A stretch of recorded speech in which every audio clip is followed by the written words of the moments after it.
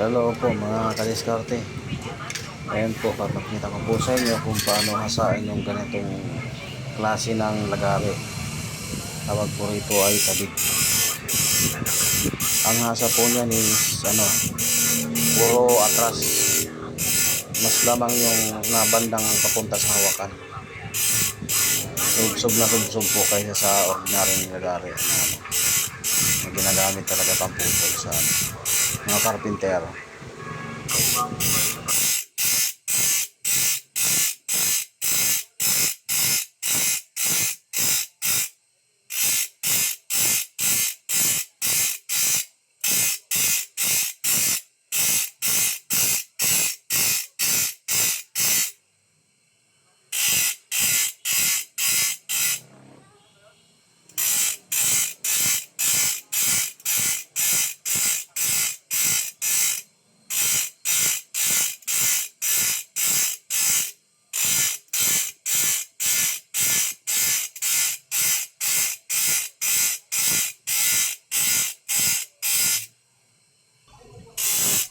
Ang paghasa po ng tabig halos parehas lang naman sa lagari.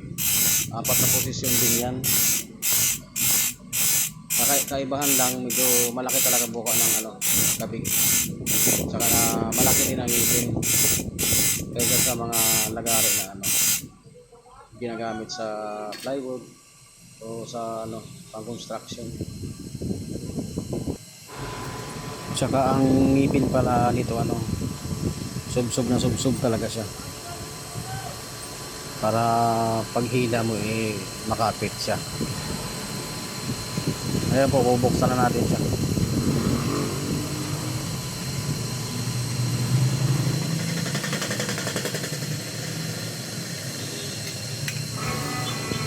Tsaka ang buka pala nito mga kadiskarte mas malaki.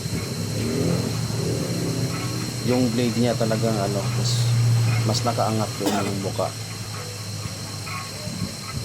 Mas maganda kasi yun sa mga kabig, di nag-iipit, lalo na pag pangsariwa mo gamitin. Kailangan talaga malaki buka.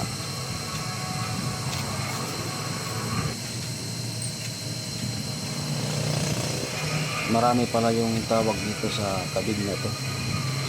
Yung iba tinatawag itong higit. Tapos iba tinatawag din na iyo lang, puro iyo. Tapos tinatawag din sa lagaring hapon.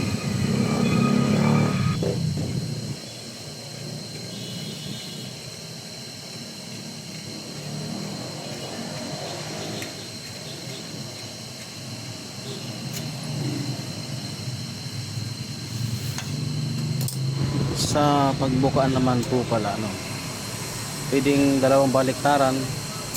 Nakadepende po yan sa kung tuwid na siya, sinilip yung tuwid na, tsaka parang parehas ng buka, nakabalanse na siya, okay na yun. Pero pag hindi pa, obligado kayong baliktaran ulit at buksan ulit ng isa pa sa kabila hanggang sa tumuwid siya. Ako kasi pag nagbubuka bali apat kung medyo baluktot siya at hindi makuha yung pagkatuwid.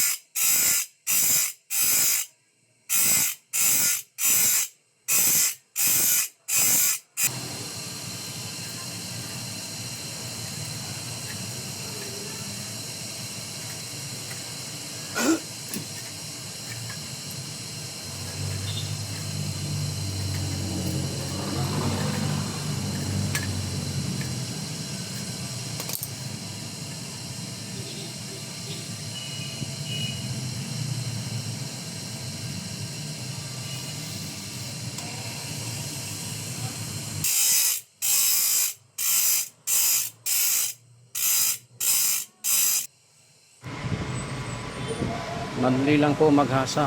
Sa una lang talaga mahirap. Pag nagamay mo na lang, easy na lang yan. Talagang tiyagaan lang para matuto ka. Yun lamang po ang aking may babahagi sa inyo. Sana suportahan niyo po ang aking YouTube channel. Maraming salamat po. God bless.